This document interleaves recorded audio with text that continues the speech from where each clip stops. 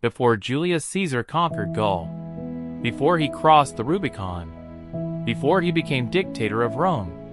He was a child born into a republic already breaking apart. But here is the real question. Did Caesar destroy the Roman Republic? Or was he shaped by a system that was already collapsing? Welcome to the channel. If you love deep, real historical documentaries told with detail and clarity, make sure you subscribe and stay with us through this complete journey. Now, we go back to the year 100 BC. Rome is powerful, but Rome is unstable. And into this instability, Julius Caesar is born. Rome in 100 BC, a republic under pressure. In 100 BC, the Roman Republic controlled vast territories across the Mediterranean, Spain, North Africa, Greece, parts of Asia Minor. Wealth flowed into Rome from conquered lands. But power inside Rome was not balanced. The Senate, controlled by elite aristocratic families, guarded authority fiercely. At the same time, generals were gaining influence through military success. The Roman system was designed to prevent kings. It had no single ruler. Power was divided between consuls, magistrates, and the Senate. But ambition was growing faster than this system could handle. Political violence had already begun to stain Roman streets. Public debates were no longer only words. They were often settled with intimidation, mobs, and blood. This was the political atmosphere surrounding Caesar's birth. The Julian family, noble but not dominant. Julius Caesar was born into the gens Julia, an ancient patrician family. They were respected. They were old. They were proud. But they were not among the most powerful families of the time. The Julii claimed descent from Aeneas, the Trojan hero, and through him, the goddess Venus. This divine ancestry mattered in Roman culture. It gave prestige, symbolic legitimacy, and political advantage. However, despite this noble lineage, Caesar's immediate family was not at the center of Roman power. His father held respectable positions, including provincial governance. His mother, Aurelia, came from a disciplined and politically aware household. Aurelia would play a critical role in shaping Caesar's character. She was intelligent, composed, and known for maintaining strict standards within the home. In elite Roman families, education was everything, and Caesar received the best possible training. Education, training for power. Young Caesar was educated in Latin and Greek literature, Roman law, history, philosophy, rhetoric, the art of persuasion. Rhetoric was not optional in Rome. It was survival. The ability to speak clearly, argue logically, and move an audience emotionally was the foundation of political life. Every major decision in Rome passed through public speech, and Caesar developed an early talent for communication. He learned how to construct arguments, how to maintain composure, how to read an audience. But education alone does not shape ambition. Events do, and Rome was about to experience events that would define Caesar's worldview forever. The conflict between two visions of Rome. During Caesar's youth, Roman politics became divided into two broad factions. The Optimates, conservative senators defending traditional authority. The Populars, leaders who sought power through popular assemblies and reforms. This was not a formal political party system. It was a battle over how Rome should be governed. Should the Senate dominate? Or should political leaders appeal directly to the people? Tension grew into hostility. Hostility grew into violence. One of the most powerful figures of the Populars movement was Gaius Marius, a military commander who reformed the Roman army. Marius allowed landless citizens to join the legions. This change created professional soldiers loyal to their generals. This reform would later transform Roman politics permanently, and Marius had a family connection to Caesar. That connection would place Caesar in danger. Civil war. A republic turns on itself. Another powerful leader rose in opposition to Marius. His name was Lucius Cornelius Sulla. Sulla believed in restoring traditional senatorial control. Their rivalry escalated into civil war, and then something unprecedented happened. Sulla marched his army on Rome itself. For the first time in Roman history, a Roman general used his army to seize control of the city. The unthinkable had happened. The Republic's unwritten rules were broken. Once that line was crossed, it could never fully be restored. Sulla eventually gained dominance. And when he did, he introduced a terrifying system: proscriptions. Lists of enemies posted publicly. Those named could be killed legally, their property confiscated, their families destroyed politically. This was legalized political murder, and Caesar's family was aligned with the opposing side. The dangerous marriage. At approximately 16 years old, Caesar married Cornelia, daughter of a powerful supporter of Marius. This marriage tied him clearly to the faction Sulla despised. After securing power, Sulla ordered Caesar to divorce her. It was a test of loyalty. Most young men in Caesar's position would have obeyed immediately. Sulla controlled Rome. He controlled the army. He controlled life and death. But Caesar refused. This decision was not dramatic rebellion. It was calculated defiance. He chose principle, or perhaps long-term ambition, over short-term safety. Sulla reacted. Caesar lost his inheritance, his priesthood, his protection. He became a marked man. Exile. Survival begins. To avoid execution, Caesar fled Rome. He moved quietly, relying on friends and distant allies. He lived cautiously, aware that informers and bounty hunters operated throughout Italy. Eventually, through family connections and negotiations, Sulla was persuaded to spare him. But even then, Sulla reportedly warned those around him. "This young man will cause you trouble. In him, there are many Mariuses." It was a statement filled with foreboding. Sulla recognized ambition when he saw it, and Caesar had it. Not loud, not reckless, but controlled, patient, watching, learning. Psychological formation. These early experiences taught Caesar 3 critical lessons. Political power is fragile. Armies decide outcomes. Loyalty must be carefully chosen. He witnessed civil war, legalized executions, political purges, the collapse of constitutional boundaries. He saw how generals could dominate the republic. He saw how laws could be manipulated. He saw how fear could control Rome. These were not theoretical lessons. They were lived reality, and they would shape every decision he made in the future. But exile did more than protect Caesar. It forced him out of Rome, away from politics, away from immediate danger, and toward the wider Mediterranean world. Soon, he would travel east. And there, far from Rome, something extraordinary would happen. An event involving pirates. An event that would reveal his confidence, his audacity, and his sense of destiny. And next, we will see how a young exile was captured at sea, and how he turned captivity into a demonstration of power. Before we continue this documentary journey, tell me, which country are you watching from? And what time is it right now where you are? Subscribe and prepare for part 2. Because the real rise of Julius Caesar is only beginning. After leaving Rome under the shadow of political danger, Julius Caesar did not step into glory. He stepped into uncertainty.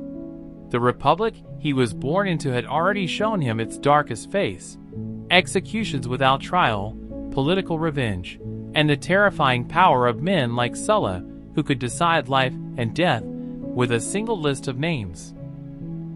For a young man who had refused to divorce his wife despite direct orders from a dictator, Exile was not just escape. It was survival. Far from the political center of Rome, Caesar entered a different world. A world where Roman authority existed, but distance diluted control. The eastern provinces were wealthy, culturally rich, and strategically vital, yet they were also unstable. Local rulers negotiated with Roman officials carefully, cities guarded their autonomy, and the Mediterranean Sea itself was far from safe. Pirates operated freely across major trade routes, attacking ships, capturing nobles, and demanding ransom as a common practice. Caesar, still rebuilding his status, chose military service in Asia Minor. This decision was not accidental. Military experience in the provinces offered something Rome could not at that moment. Opportunity without immediate political danger. There, rank could be earned through action rather than lineage alone. During his service, Caesar observed seasoned commanders and the realities of provincial governance. He saw how Rome maintained control not just through law, but through presence. Soldiers stationed far from home, officers negotiating with local elites, and constant demonstrations of strength. These experiences quietly shaped his strategic mind. Unlike many Roman politicians, who understood power only through speeches in the Senate, Caesar was learning how authority functioned on the ground. He developed discipline. He learned patience. And most importantly, he learned how to read situations before acting. But history would remember this period not only for his service, but for an incident that revealed something deeper about his character. While sailing across the Aegean Sea, Caesar's journey was abruptly interrupted. Cilician pirates, who dominated large portions of the Mediterranean during that era, intercepted his ship. Their attacks were swift and efficient. Wealthy passengers were prime targets, especially Roman nobles whose families could pay substantial ransom. Caesar was captured. For an ordinary traveler, this moment would have meant fear, submission, and silent waiting. But Caesar's behavior during captivity would later become one of the most unusual stories recorded in Roman history. When the pirates demanded a ransom of 20 talents of silver, Caesar reportedly reacted not with panic, but with laughter. He told them they had underestimated his value and insisted they demand 50 talents instead. This response was not reckless humor. It was psychological dominance. Even as a prisoner, he refused to accept a lower perceived status. During the weeks of captivity that followed, Caesar did not behave like a hostage. He moved freely among the pirates, spoke confidently, and even participated in daily interactions as if he were their social equal, or perhaps their superior. He composed speeches and poems, reciting them aloud and demanding their attention. When they failed to appreciate his work, he openly criticized them, calling them uncultured and unrefined. This behavior confused his captors. They did not see a terrified young noble. They saw someone strangely calm, composed, and even commanding. But beneath that calm surface, Caesar was observing everything. He studied their routines, their numbers, their leadership structure, their habits at sea. He joked repeatedly that once he was free, he would return and punish them. The pirates laughed, assuming it was arrogance without consequence. They did not understand that Caesar rarely spoke without intention. Weeks later, the ransom was delivered, and Caesar was released. Most individuals, after surviving captivity, would have left the region immediately and avoided further risk. But Caesar did something entirely unexpected.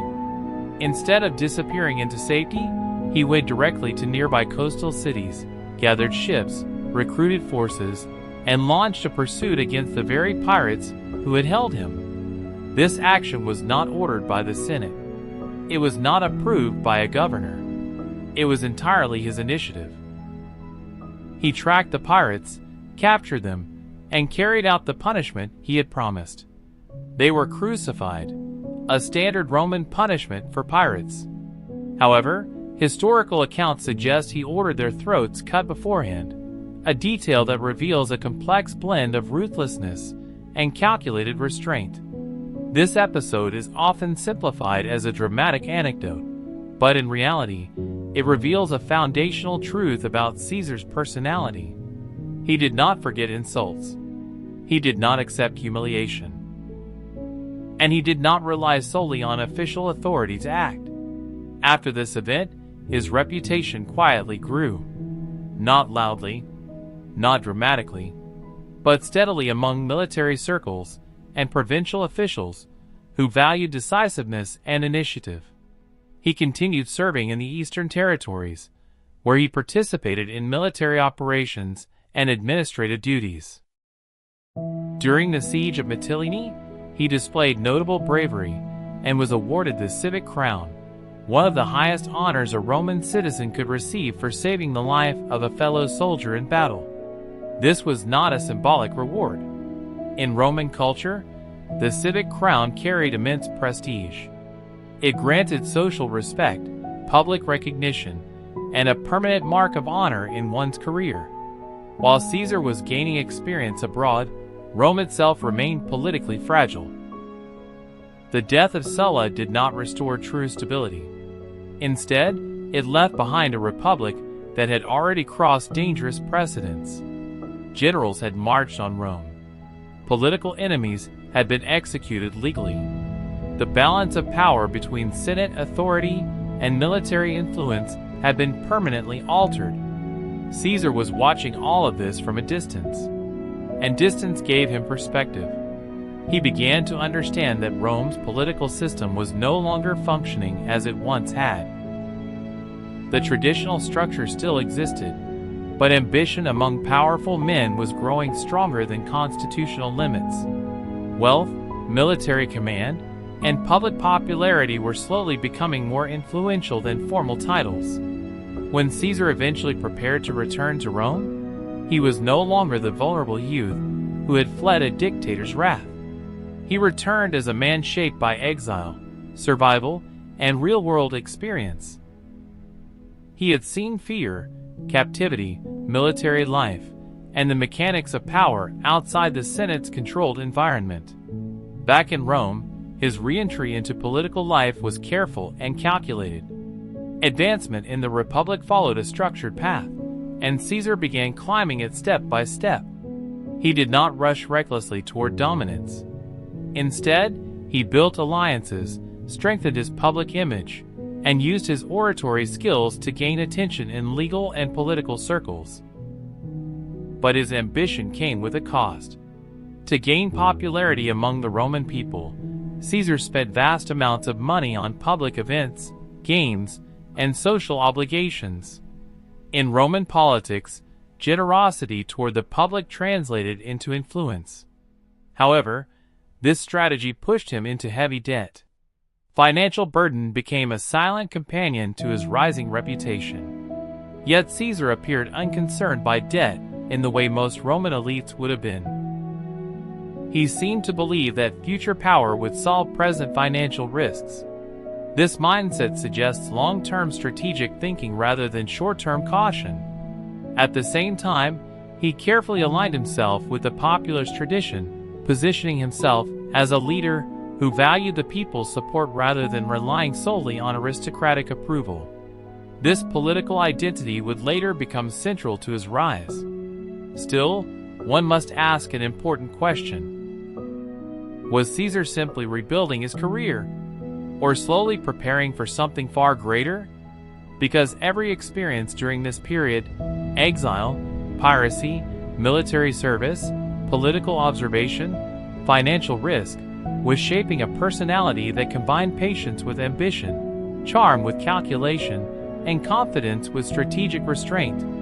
And as he moved deeper into Roman political life, new powerful figures were also rising. Men with armies, men with wealth, men with influence strong enough to challenge the Senate itself. Soon, Caesar's path would intersect with individuals whose power could either elevate him or destroy him. And when those alliances began to form, the political landscape of Rome will start changing in ways the Republic was never designed to survive. But the real question is not just how Caesar gained power. The real question is, did he already believe he was destined for greatness long before Rome realized who he was? Because in Part 3, the story enters the political arena of Rome, where ambition, debt, alliances, and strategy will begin shaping the future of the Roman Republic itself. When Julius Caesar fully returned to Rome, he did not return as a conqueror, nor as a dominant political figure. He returned as a man who understood something most Roman nobles did not, that the Republic was no longer held together by tradition alone, but by ambition, influence, and shifting loyalties. The Rome he stepped back into was loud, competitive, and deeply divided, yet on the surface it still appeared stable. The Senate continued to meet, elections were still held, and magistrates still followed constitutional procedures. But underneath this formal structure, a silent transformation was already unfolding. Caesar knew he could not rise through force. Not yet. He had no army. He had debt.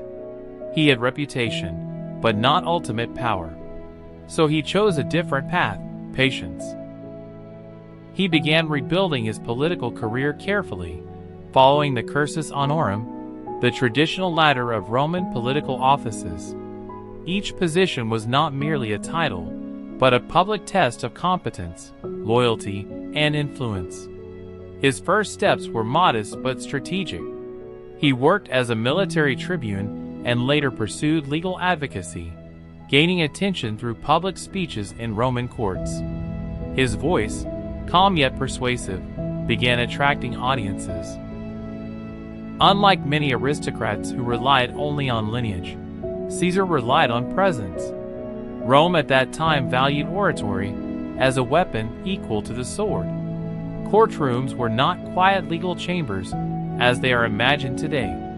They were public arenas of persuasion, where reputation could be built or destroyed through speech alone. Caesar's education in rhetoric now became one of his greatest tools. He spoke clearly, emotionally, and with calculated intensity, often positioning himself as a defender of justice and fairness, especially in cases that gained public sympathy. But gaining attention in Rome required more than words. It required visibility. It required generosity. And above all, it required alliances. During this phase of his life, Caesar made a decision that many historians consider both brilliant and dangerous. He began spending enormous amounts of money to gain public favor. He organized games, public events, and spectacles that impressed the citizens of Rome. These displays were not acts of simple generosity. They were political investments. Every cheer from the crowd was a step toward influence. However, the cost was immense. Caesar fell deeply into debt, so deeply that many conservative senators began to view him as financially reckless. Yet Caesar seemed unconcerned. He borrowed from powerful financiers and political allies, especially from wealthy figures who recognized his potential. Debt, for Caesar, was not weakness. It was a calculated risk, a future wager on power. At the same time, he carefully cultivated an image that distinguished him from traditional aristocrats. He dressed elegantly, maintained a refined appearance, and spoke with confidence that balanced humility and authority. Roman society paid close attention to image, and Caesar understood that perception could shape political destiny. But his ambitions were not purely theatrical.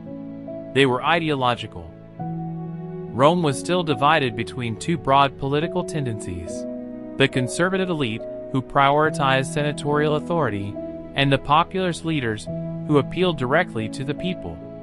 Caesar gradually aligned himself with the populist approach, not as a radical reformer, but as a calculated strategist who understood the power of public support. This alignment was subtle, not extreme. He did not openly attack the Senate. He did not provoke unnecessary conflict. He positioned himself as a bridge between authority and the people. Yet behind this balanced image, his long-term ambition continued to grow. Another key moment came when Caesar pursued the position of quaestor, an entry-level magistracy that granted him official political standing. Winning this office allowed him to serve in the provinces and formally enter the Senate. It was a crucial step. From that moment onward, he was no longer an outsider rebuilding his career. He was part of Rome's governing structure. During his service as quaestor in Hispania, modern Spain, Caesar encountered something that deeply affected him on a personal level. According to historical accounts, he came across a statue of Alexander the Great. Standing before it, he reportedly felt a profound sense of dissatisfaction. By the age at which Caesar stood, Alexander had already conquered vast territories and reshaped the ancient world. Caesar, in contrast, had achieved recognition, but not greatness. This comparison troubled him. It revealed an internal drive that went beyond normal political ambition. He was not satisfied with gradual success alone. He desired historical significance. When he returned from Hispania, his political strategy became even more refined. He began strengthening connections with influential individuals across different factions rather than limiting himself to a single political circle. This flexibility allowed him to survive in a volatile environment where rigid alliances often led to downfall. At the same time, Rome itself was witnessing the rise of powerful figures whose influence rivaled traditional institutions. One of these figures was Gnaeus Pompeius Magnus, known to history as Pompey the Great, a celebrated general whose military achievements had earned him immense popularity and loyalty among soldiers. Another was Marcus Licinius Crassus, one of the wealthiest men in Rome, whose financial power could shape political outcomes behind the scenes. These men represented two different forms of power. Pompey possessed military glory. Crassus possessed wealth and influence. Caesar, at this stage, possessed charisma, intelligence, and growing public support, but not yet the overwhelming strength of either man. And yet, he understood something crucial. Rome's political system was no longer dominated by single individuals acting alone. Power was shifting towards strategic alliances. Caesar also secured the position of aedile, a role responsible for public works and games. In this office, he spent even more money on grand spectacles that captivated the Roman population. The streets of Rome became filled with entertainment, decorations, and public celebrations funded largely through borrowed wealth. The people adored him. The elite grew cautious. To the common citizens, Caesar appeared generous and approachable. To conservative senators, he appeared ambitious and unpredictable. But perhaps the most symbolic political move of this period was his election as Pontifex Maximus, the chief priest of Rome. This was not merely a religious title. It carried lifelong prestige, political influence, and a residence in the Roman Forum itself. Winning this position required intense campaigning, strategic alliances, and immense financial risk. On the day of the election, Caesar reportedly told his mother that he would return either as Pontifex Maximus or not at all. This statement reveals not arrogance, but determination rooted in personal belief. He won. This victory shocked many political observers. Established elites had underestimated him, assuming his debts and populist tactics would limit his success. Instead, he secured one of the most powerful symbolic offices in Rome, further strengthening his legitimacy. Yet beneath his growing success, tensions continued to rise within the Republic. Political rivalries were intensifying. Military commanders were gaining unprecedented influence. The Senate was struggling to maintain control over ambitious leaders. And Caesar, now deeply embedded within Rome's political structure, was positioned at the center of these changes. But one challenge still remained unresolved. His debts were massive. His ambitions were expanding, and his path to greater power required something more than popularity. It required protection. It required allies strong enough to counterbalance the Senate's suspicion and the ambitions of rival elites. And soon, circumstances would bring him into negotiations with two of the most powerful men in Rome, a general with unmatched military fame and a financier with extraordinary wealth. A partnership that would not be officially recognized by law.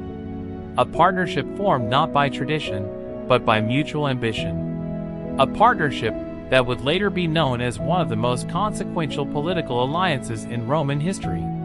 But the deeper question is this: was Caesar forming alliances to survive the Republic, or to eventually control it? Because in the next phase of his journey, political strategy will evolve into calculated partnership, and the balance of power in Rome will begin shifting in ways that even the Senate cannot fully stop. And in Part 4, the story moves toward the formation of the alliance that will quietly reshape the future of Rome, an alliance built on ambition, necessity, and the shared understanding that the Republic was no longer strong enough to restrain powerful men.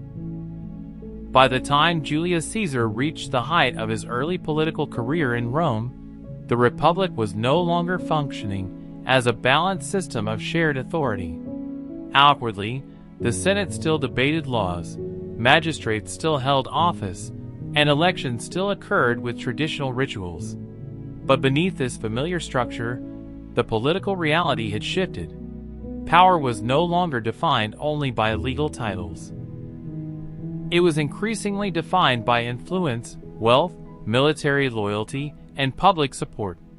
Caesar understood this transformation more clearly than many of his contemporaries. He had seen civil conflict during his youth. He had survived exile. He had gained military and administrative experience outside Rome. He had built popularity among the people through calculated generosity. But popularity alone was not enough to dominate Roman politics. There were still men whose power far exceeded his. One of them was Pompey. Pompey had returned to Rome after extraordinary military victories in the East.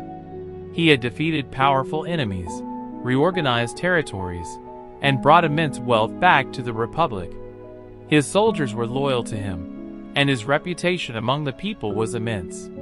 Yet despite his achievements, the Senate treated him with caution rather than full support. Many senators feared his influence and hesitated to approve land settlements for his veterans. Another powerful figure was Crassus, the wealthiest man in Rome. His financial resources allowed him to influence political careers, fund campaigns, and maintain networks of loyalty that extended across multiple factions. Where Pompey had military prestige, Crassus possessed economic power. Caesar, observing both men carefully, recognized an opportunity hidden within their rivalry. Pompey and Crassus did not trust each other. Their ambitions competed. Their influence overlapped. Their political goals often conflicted. Yet both of them had one common problem: resistance from the conservative Senate. Caesar realized something few politicians were willing to admit openly. The Republic's traditional system could be bypassed if powerful individuals cooperated instead of competing. And so, quietly, strategically, and without official declaration, Caesar began negotiations. He approached both men not as a subordinate, but as a mediator. To Pompey, he offered political support and legislation that would benefit his veterans and confirm his eastern settlements. To Crassus, he offered influence, legal backing, and a political alliance that could protect his financial interests. What Caesar proposed was not a formal institution. It was a private understanding, a political partnership built on mutual advantage. This agreement would later be known as the First Triumvirate, though at the time it was not an official title. It was simply a strategic alliance between three of the most influential men in Rome: a general, a financier, and an ambitious politician who understood both public opinion and long-term power structures. This alliance fundamentally changed the political balance of Rome. For the Senate, it was deeply concerning. For the people, it was mostly invisible. For Caesar, it was the foundation of his ascent.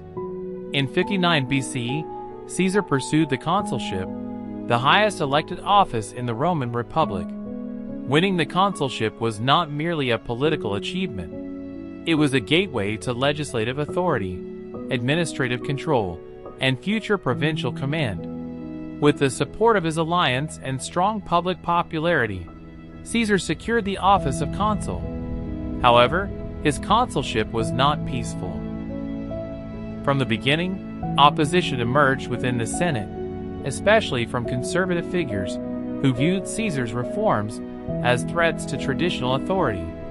Among them was Marcus Porcius Cato, a rigid defender of senatorial power and constitutional tradition. Cato and his allies attempted to obstruct Caesar's legislative agenda through delays, debates, and procedural resistance. But Caesar did not rely solely on senatorial approval. Instead, he turned toward the popular assemblies, appealing directly to the Roman people. This was a bold political move. By bypassing traditional senatorial obstruction, he ensured that his proposed laws would be supported by public vote rather than elite consensus.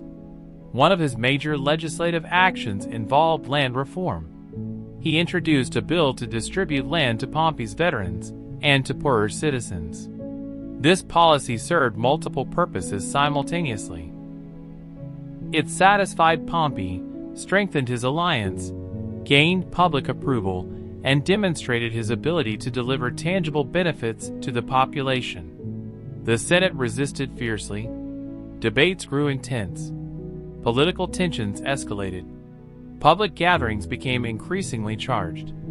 At times, political conflict in Rome during this period was not merely verbal. Crowds, intimidation, and organized displays of support or opposition became tools within the political arena. Caesar, however, remained composed. He understood that legitimacy in Rome required both legal authority and visible public backing. His speeches during this period emphasized stability, fairness, and the necessity of reform rather than radical change. This rhetorical strategy allowed him to appear as a reformer rather than a revolutionary. Another strategic move during his consulship was his marriage alliance with Pompey.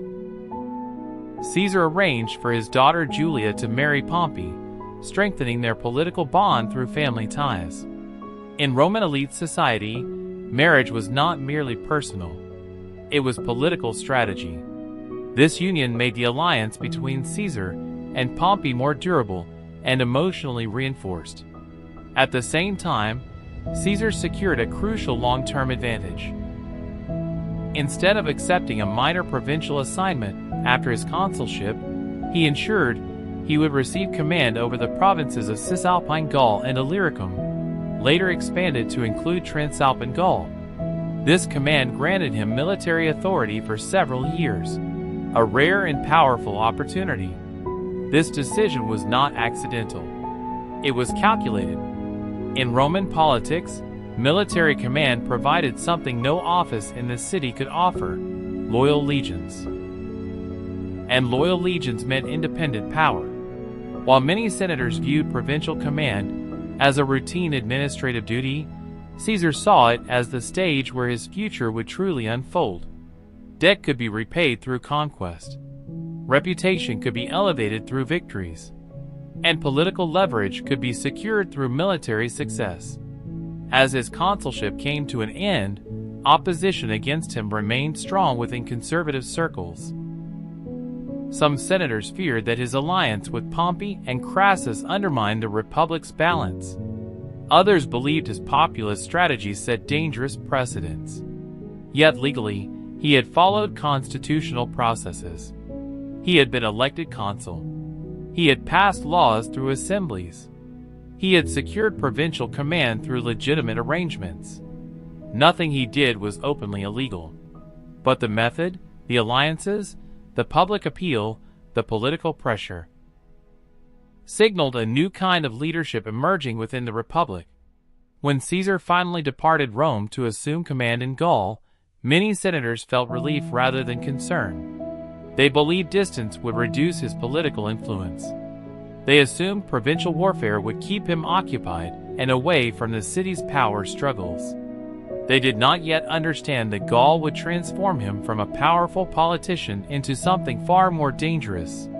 Because in Gaul, he would gain experience, wealth, glory, and most importantly, an army personally loyal to him. And the Republic, already weakened by internal divisions, would soon face the consequences of a general whose ambition was now supported by military power.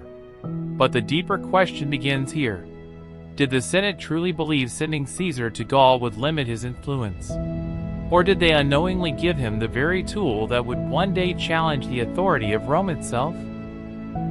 Because in Part 5, the story will enter the Gallic campaigns, the long wars that would reshape Caesar's reputation, expand Roman territory, and slowly transform a political leader into one of the most formidable military commanders in history. When Julius Caesar left Rome for Gaul, many within the Senate believed they had effectively removed him from the center of political influence. To them, a provincial command meant distance, distraction, and eventual political irrelevance. Gaul was seen as a difficult frontier, filled with tribal conflicts, unstable alliances, and constant military challenges. It was not considered a glamorous assignment compared to the political power of Rome itself. But Caesar did not view Gaul as an exile. He viewed it as an opportunity. At the time of his arrival, Gaul was not a single unified nation. It was a vast region divided among numerous tribes, each with its own leaders, rivalries, traditions, and shifting alliances. Some tribes were friendly toward Rome, others hostile, and many remained unpredictable. The region stretched across modern-day France, Belgium, and parts of Switzerland and Germany, making it both strategically valuable and politically complex. The Roman Republic had long maintained a presence near the borders of Gaul, but full control over the region had never been firmly established. Instability along these frontiers threatened Roman provinces and trade routes. For Caesar, this instability provided justification for military intervention, and justification in Roman politics was essential. Wars required legal reasoning, even when ambition played a hidden role. Shortly after taking command, a migration crisis emerged involving the Helvetii, a powerful Celtic tribe seeking to relocate across Roman-controlled territories. Their movement was massive, involving not just warriors, but entire communities, including families, livestock, and supplies. To Roman authorities, this migration represented both a logistical threat and a political risk. Caesar acted quickly. He framed the migration as a danger to Roman security, and used it as a legal reason to mobilize his legions. Speed was one of his defining traits. While other commanders might have delayed for diplomatic negotiation, Caesar understood that swift action created strategic momentum. He ordered the construction of defensive fortifications along the Rhone River, demonstrating both military preparedness and engineering efficiency. This was not merely a defensive act. It was a statement. Rome would not allow uncontrolled tribal movement through its territories. When negotiations with the Helvetii failed, conflict became inevitable. The campaign that followed revealed Caesar's developing military style. He combined discipline, logistical planning, and psychological warfare. Roman legions were highly trained, structured, and capable of coordinated maneuvers, unlike many tribal forces that relied on bravery and numerical strength. Caesar used terrain, timing, and formation strategy to gain advantage during engagements. The Battle of Bibracte became a defining early victory. Despite the Helvetii's strength and determination, Caesar's legions maintained formation under pressure and gradually overwhelmed their forces. This victory was significant not only militarily, but politically. It allowed Caesar to present himself in Rome as a defender of stability rather than an aggressor. However, the Helvetii were only the beginning. Soon after, Caesar faced another major challenge from the Germanic leader Ariovistus, who had crossed the Rhine and established influence over parts of Gaul. Ariovistus was experienced, confident, and commanded fierce warriors. His presence created fear among Gallic tribes and concern among Roman allies. Caesar recognized the broader implications. If Germanic forces established permanent dominance in Gaul, Rome's northern frontier would become permanently unstable. So once again, he framed his campaign as a defensive necessity. Before confronting Ariovistus, Caesar reportedly addressed his troops with calculated confidence, reinforcing discipline and loyalty. His ability to speak directly to soldiers became one of his greatest strengths. He did not present war as mere conquest. He presented it as duty, survival, and Roman honor. The eventual confrontation tested both armies severely, but Roman discipline and tactical coordination proved decisive. Ariovistus was defeated and forced to retreat across the Rhine. This victory strengthened Caesar's reputation immensely, both among his soldiers and back in Rome, where news of military success increased his political prestige. Yet the wars in Gaul did not end with a single campaign. They expanded. Year after year, new conflicts emerged as different tribes either resisted Roman expansion or shifted alliances. Caesar adapted continuously, conducting campaigns across vast distances, often in difficult terrain, unpredictable weather, and unfamiliar cultural landscapes. His army built bridges, fortresses, supply lines, and winter camps with remarkable efficiency, showcasing Roman engineering superiority. One of the most symbolic moments of his campaigns came when he ordered the construction of a bridge across the Rhine River. This act was not purely strategic. It was psychological.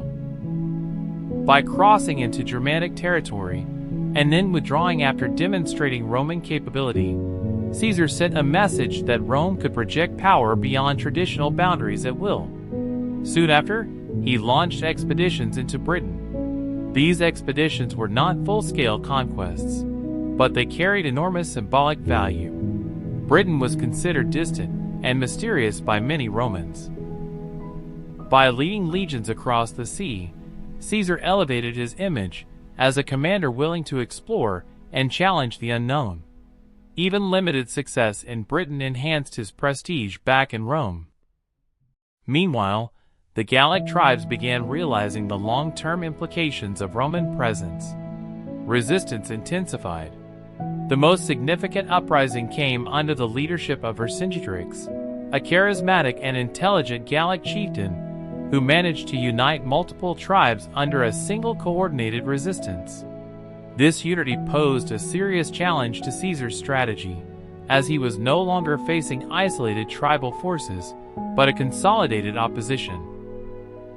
Vercingetorix adopted a strategy of scorched earth, destroying supplies and avoiding direct confrontation, aiming to weaken Roman logistics. It was a sophisticated approach, forcing Caesar into prolonged campaigns and difficult supply management. The climax of this resistance occurred at the Siege of Alesia. This siege demonstrated the peak of Caesar's military genius.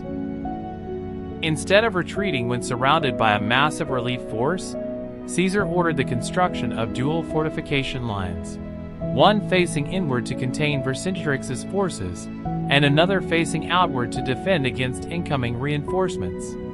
This engineering feat required immense coordination, discipline, and morale among the legions.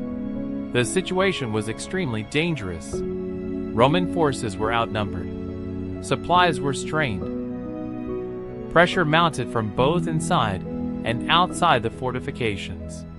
Yet Caesar maintained composure. He personally moved across defensive lines, encouraging troops, directing reinforcements, and adapting strategies as the battle evolved. His presence on the battlefield reinforced loyalty and confidence among the soldiers, who increasingly viewed him not just as a commander, but as a leader personally invested in their survival and success. After intense and prolonged conflict, Roman defenses held.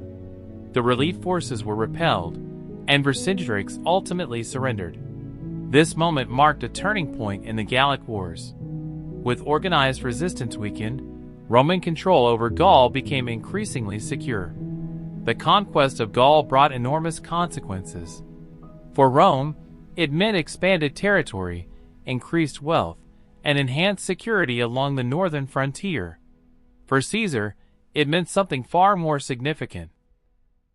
He now commanded battle-hardened legions. He possessed immense military prestige. He had acquired wealth capable of addressing his debts. And most importantly, he had earned the unwavering loyalty of his army. But while Caesar was achieving victories in Gaul, political tensions in Rome were evolving. The alliance that once protected his position, the partnership with Pompey and Crassus, was beginning to weaken. Personal tragedies, shifting ambitions, and political rivalries slowly eroded the stability of their agreement. And as Caesar's power grew through military success, fear within the Senate began to grow as well. Because a general with loyal legions, immense wealth, and rising popularity was no longer just a provincial commander. He was becoming a political force capable of reshaping the republic itself. And the question that now began to echo quietly in Rome was no longer about Gaul. It was about Caesar. What would happen when he returned? Would he surrender command peacefully? Or would the balance of power between the Senate and a victorious general finally collapse? Because in the next phase of the story, the political alliance will fracture, trust will dissolve, and Rome will slowly move toward one of the most irreversible decisions in its history. A decision made at a river that would change the fate of the Roman Republic forever.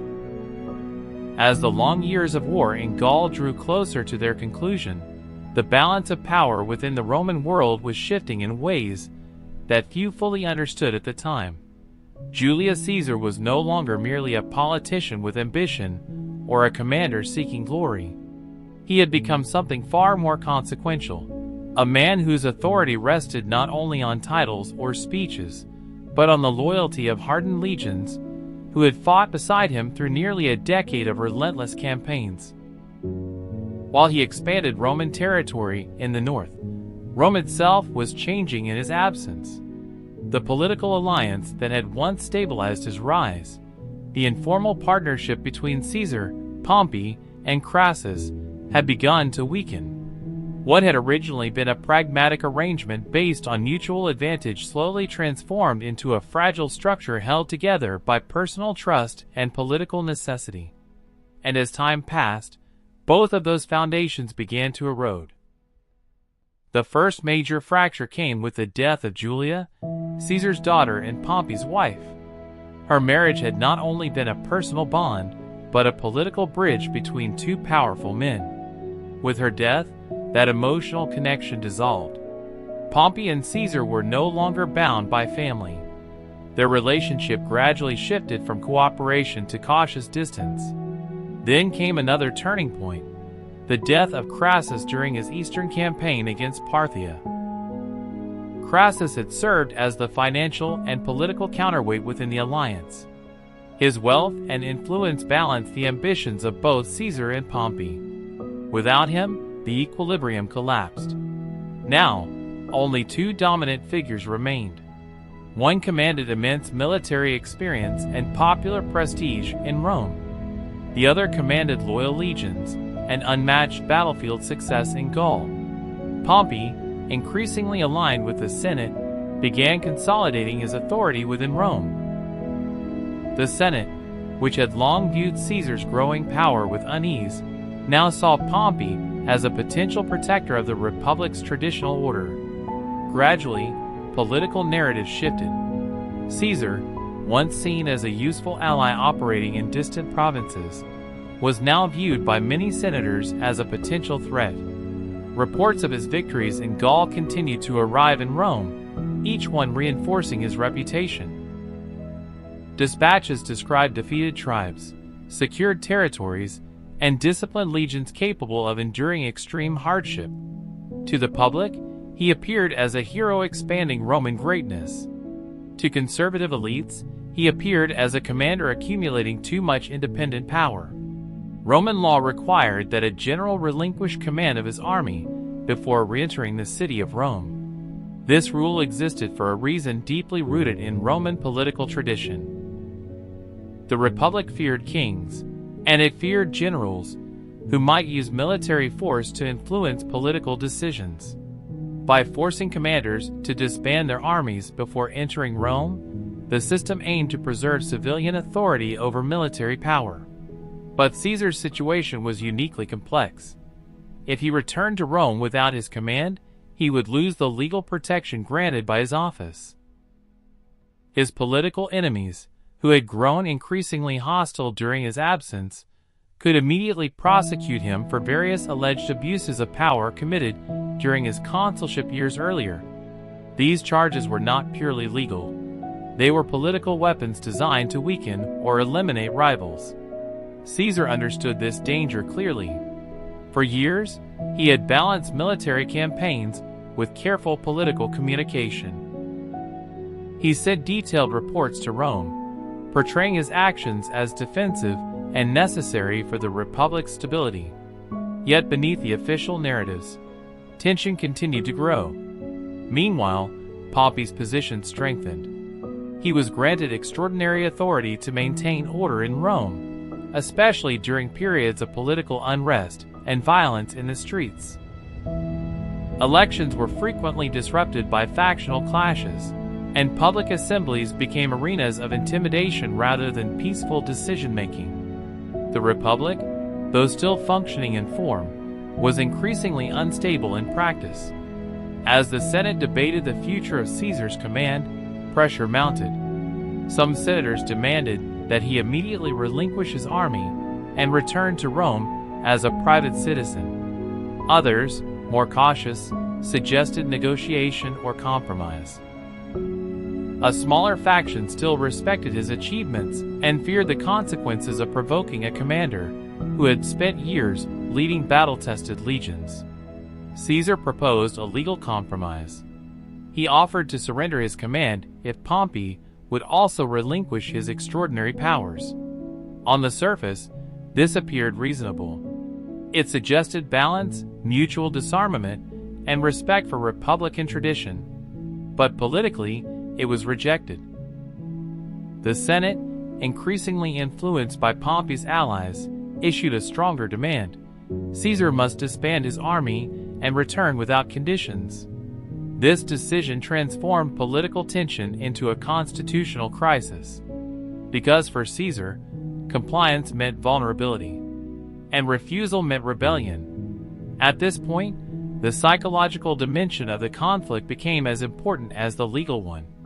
Caesar had spent nearly a decade sharing hardships with his soldiers, marching through forests, enduring harsh winters, facing overwhelming enemies, and surviving prolonged sieges. These experiences forged deep loyalty. The legions were not merely units under his command. They were veterans who trusted his leadership and believed in his vision. He was aware that any decision he made would not only affect his political career, but the future structure of Roman governance itself. As winter approached in 50 BC, Caesar remained near the boundary of his provincial command. The small river Rubicon marked the legal border between his assigned territory and Italy proper. According to Roman law, crossing that boundary with an army was considered an act of insurrection against the Republic. The situation grew increasingly tense. Messengers traveled between Rome and Caesar's camp. Debates intensified within the Senate. Political rhetoric escalated into accusations and warnings. Pompey assured senators that he could easily defend the Republic if necessary. He believed that his reputation and support within Italy would outweigh Caesar's distant military strength. Many senators agreed, convinced that Caesar would ultimately obey legal authority rather than risk civil war. But they underestimated how far circumstances had already evolved. On the night of the decisive moment, Caesar reportedly hesitated. This was not the impulsive decision of an ambitious general acting without thought. It was the calculated deliberation of a man aware that one action could permanently alter Roman history. If he crossed the Rubicon with his army, he would no longer be a lawful governor defending his political rights. He would be a rebel against the Senate. Yet if he did not cross, he would likely face political destruction upon returning to Rome without protection. Standing near the river, he weighed legality against survival, tradition against ambition, and personal risk against historical consequence. Then he made his decision. He ordered his troops forward. The crossing of the Rubicon was not marked by a massive battle or dramatic confrontation. It was quiet, deliberate, and symbolic, but its meaning was irreversible.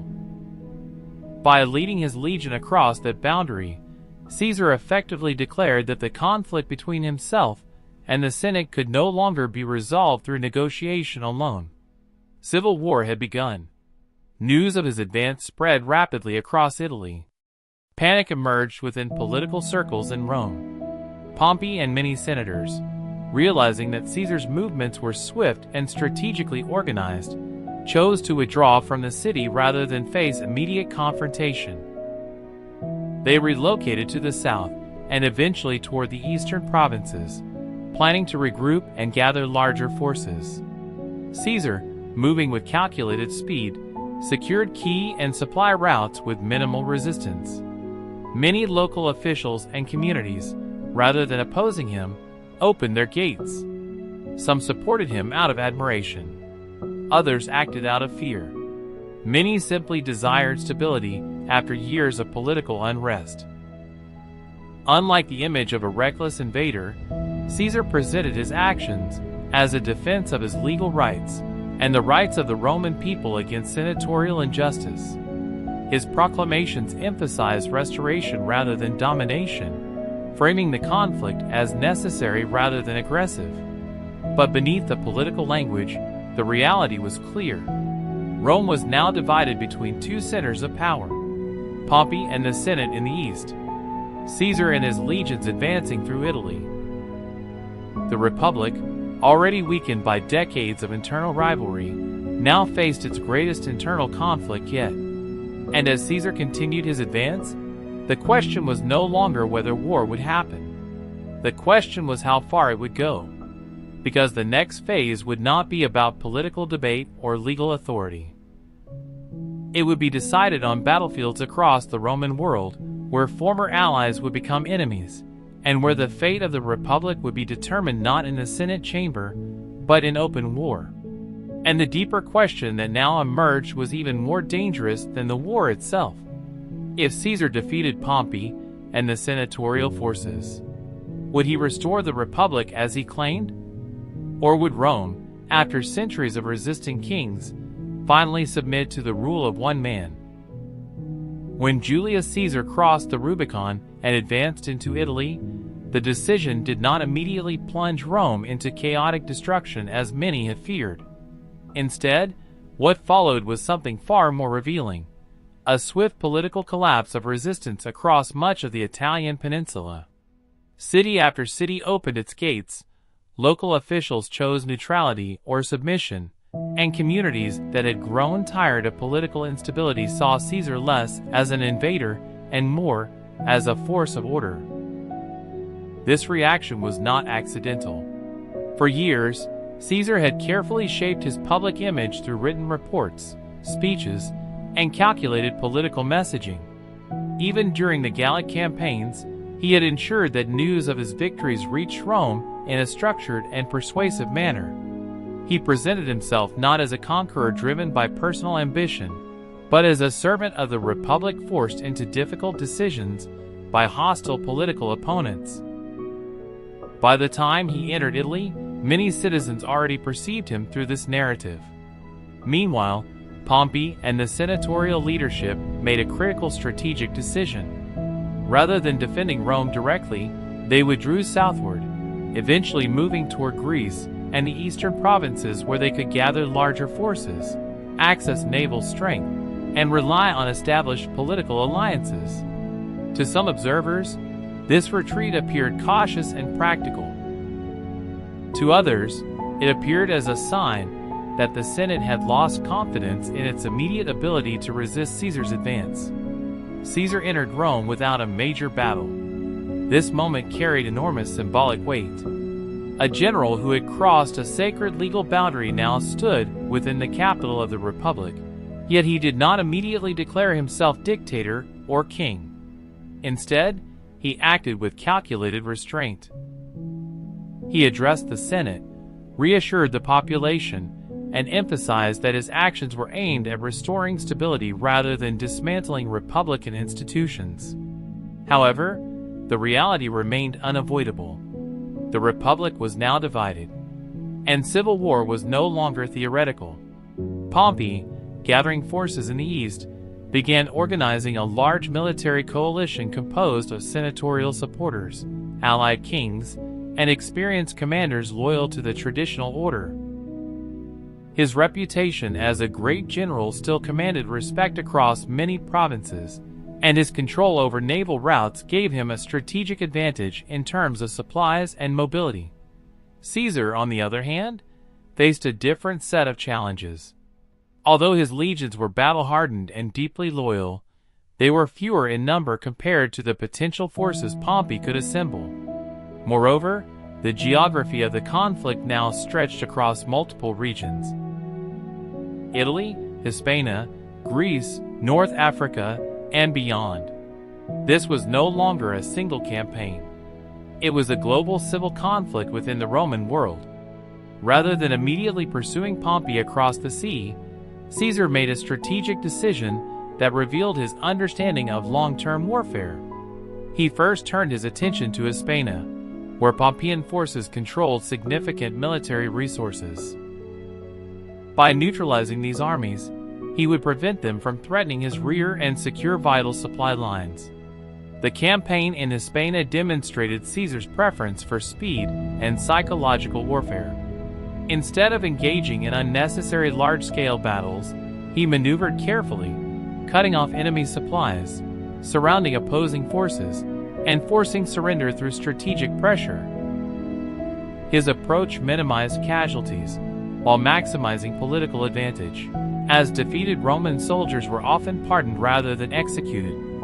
This policy of clemency became a defining characteristic of his civil war strategy. Clemency was not merely an act of mercy. It was a calculated political weapon. By sparing defeated enemies, Caesar encouraged future opponents to surrender rather than fight to the death. This reduced resistance, preserved manpower, and strengthened his image as a leader seeking reconciliation rather than destruction. After securing Hispania, Caesar turned eastward toward the main confrontation with Pompey. The journey across the Adriatic Sea was itself risky, as Pompey's naval forces controlled many maritime routes. Nevertheless, Caesar crossed with limited troops, accepting temporary numerical disadvantage in exchange for strategic momentum. Pompey established his forces in Greece, particularly near the region of Epirus, where he had access to reinforcements and supply networks. His army was large, well-equipped, and supported by influential senators who viewed the conflict as a defense of the Republic against tyranny. For a time, both commanders avoided a decisive battle. This period was marked by maneuvering, supply struggles, and psychological tension. Pompey's strategy relied on attrition, believing that Caesar's smaller forces would weaken over time due to limited resources. Caesar, however, relied on discipline, rapid movement, and the unwavering loyalty of his legions, who had endured years of hardship in Gaul and were accustomed to operating under pressure. One of the most critical moments during this phase occurred near Dyrrhachium, where Pompey successfully challenged Caesar's positions and nearly achieved a decisive victory. Caesar's forces faced severe logistical difficulties, and morale was tested under sustained pressure. For a brief period, the outcome of the entire war appeared uncertain. Yet Caesar did not collapse under setback. Instead, He withdrew strategically, reorganized his forces, and avoided total defeat. This ability to recover from disadvantage became one of the defining features of his command style. He did not rely solely on victory. He relied on adaptation. The final decisive confrontation between Caesar and Pompey took place at the Battle of Pharsalus in 48 BC. Pompey commanded a significantly larger army, including many experienced senators and elite cavalry units.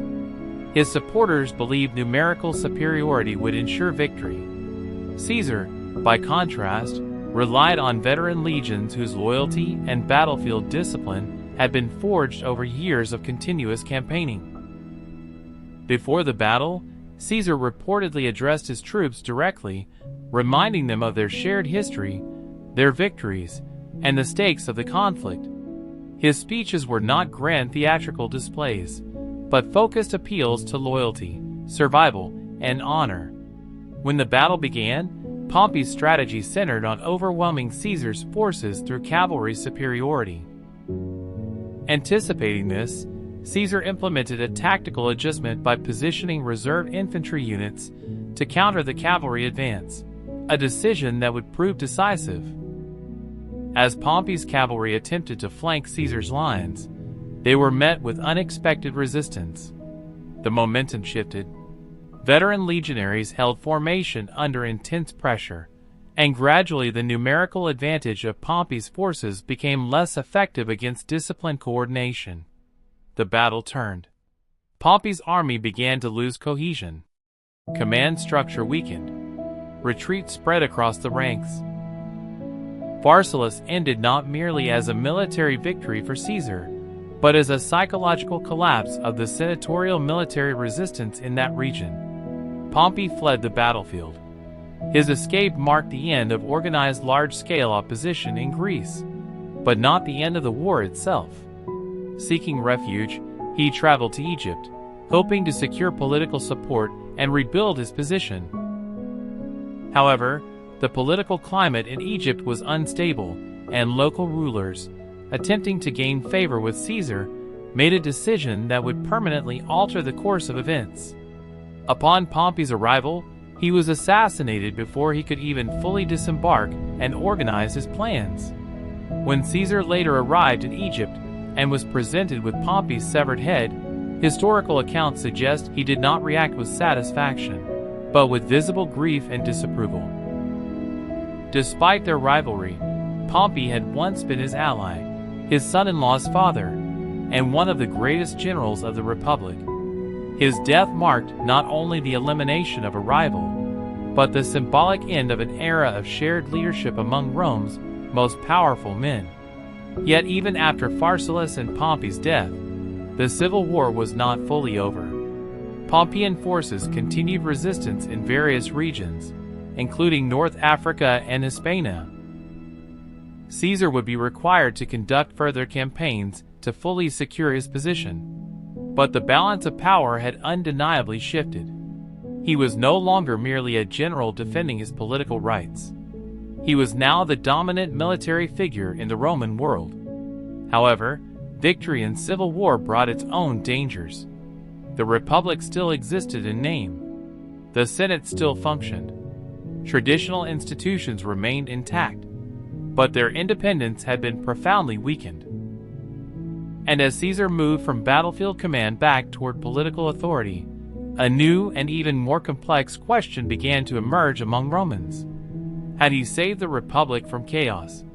Or had the Republic, through years of internal conflict, created the very conditions that allowed one man to rise above all others? Because in the next phase of the story, Caesar will return to Rome not as a contested commander, but as the undisputed victor of civil war. And the decisions he makes afterward will determine whether Rome remains a republic in structure or begins transforming into something entirely different.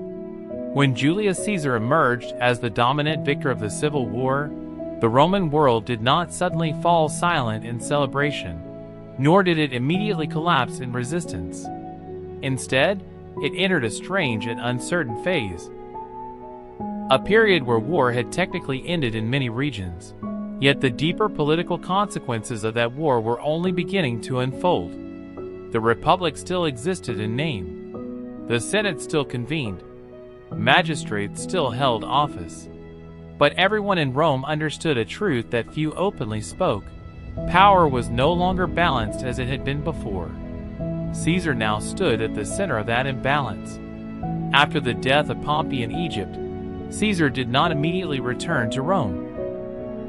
His arrival in Egypt pulled him into a complex political situation involving the Ptolemaic dynasty, where internal conflict between Cleopatra and her brother Ptolemy XIII had destabilized the kingdom. Egypt was not just another territory.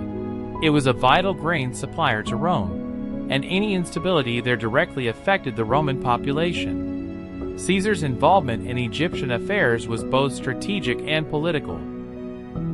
He supported Cleopatra's claim to the throne, not merely out of personal interest, but because a stable and allied Egypt ensured continued grain supply and regional security. The Alexandrian War that followed was intense and dangerous, fought within a densely populated and politically volatile environment. Caesar, despite commanding fewer troops than in Gaul, relied on tactical positioning, reinforcements, and urban warfare strategies to maintain control. During this period, his relationship with Cleopatra became one of the most discussed aspects of his life, both politically and personally. To Roman observers, this alliance raised questions. Was Caesar acting as a Roman leader securing stability, or as a ruler forming foreign political bonds beyond traditional republican expectations? Yet even while in Egypt, Caesar remained aware that resistance to his authority had not fully disappeared. Pompeian supporters were still active in North Africa. Senatorial factions still hoped to restore their influence, and regional armies continued to regroup in opposition.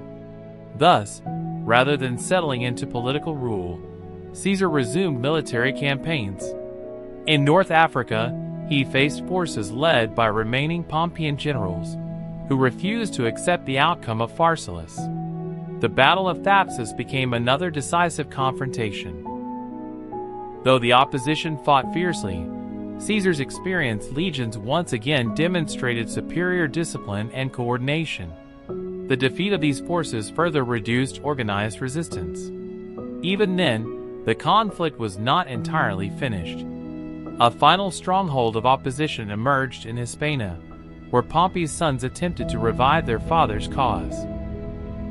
This phase of the war culminated in the Battle of Munda in 45 BC, one of the most difficult and dangerous battles Caesar personally fought during the Civil War period. Unlike earlier victories, Munda tested him severely. The enemy forces were determined, experienced, and motivated by revenge and political conviction. For a moment, the outcome was uncertain. Caesar reportedly fought on the front lines, personally encouraging his soldiers during critical moments. His presence was not theatrical. It was a direct attempt to stabilize morale when exhaustion and pressure threatened the cohesion of his army. Eventually, through persistence and disciplined assault, his forces secured victory. With the defeat at Munda, the last major organized military resistance against him collapsed. Only then did Caesar return to Rome as the undisputed victor of the civil wars. His return was not like that of a traditional republican general celebrating a single campaign. It was the return of a man who had defeated fellow Romans, reorganized foreign territories, and reshaped the political structure of the Republic through years of conflict. The Senate, now significantly weakened, granted him a series of honors.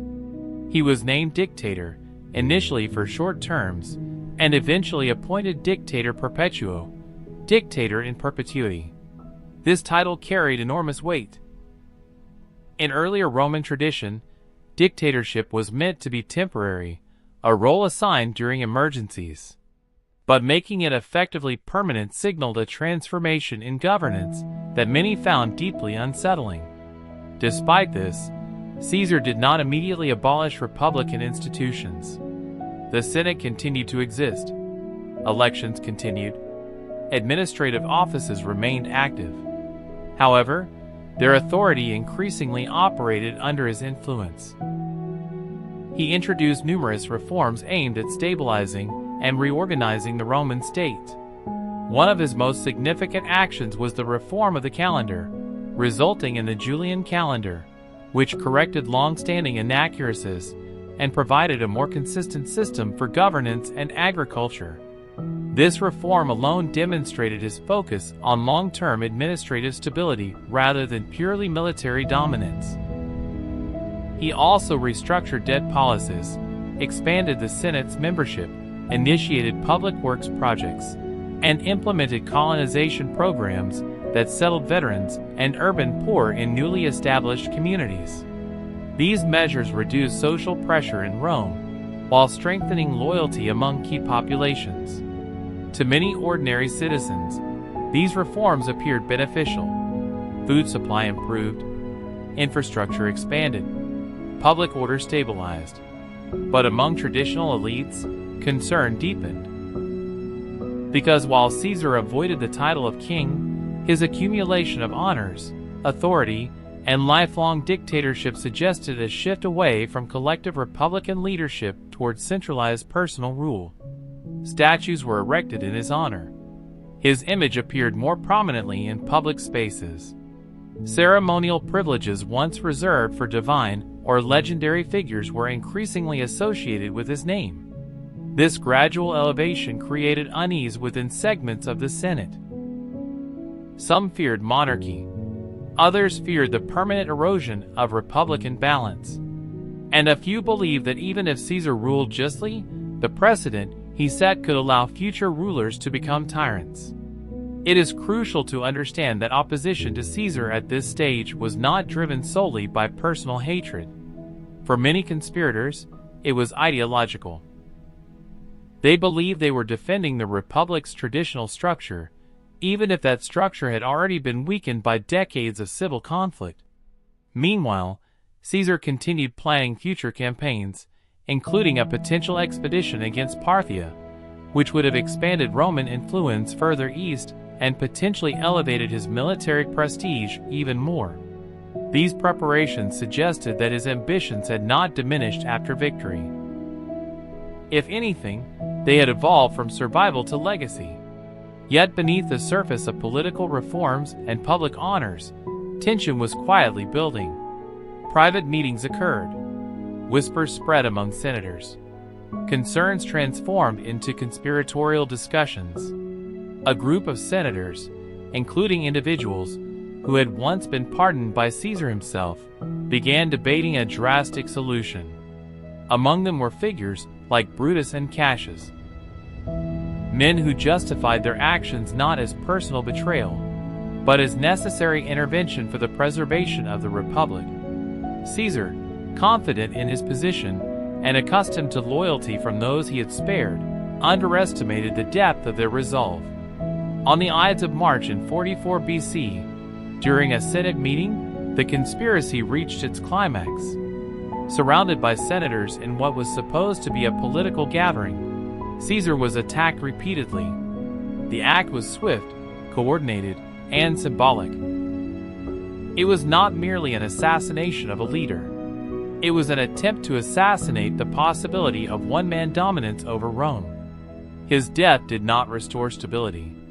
Instead, it created a power vacuum far more dangerous than his rule had ever been. The conspirators believed the Republic would naturally reassert itself. But they miscalculated the political reality of a Rome that had already been transformed by years of civil war, military loyalty, and centralized authority. Crowds reacted with shock. Supporters mourned. Political factions reorganized almost immediately. Rather than ending the cycle of conflict, Caesar's assassination ignited a new phase of instability that would eventually lead to the final collapse of the Roman Republic and the rise of imperial rule. And here lies the greatest historical irony. The men who killed Caesar to save the Republic may have accelerated its end. Because after his death, Rome would never fully return to the political balance that existed before his rise.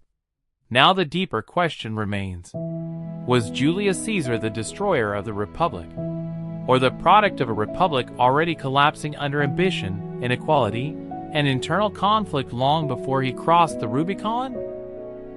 Before we continue to the final legacy and aftermath in the next part, make sure you subscribe to the channel, Historian Myths, for more deep, real, long-form historical documentaries like this. And tell me in the comments, which country are you watching this story from? And what time is it right now in your country?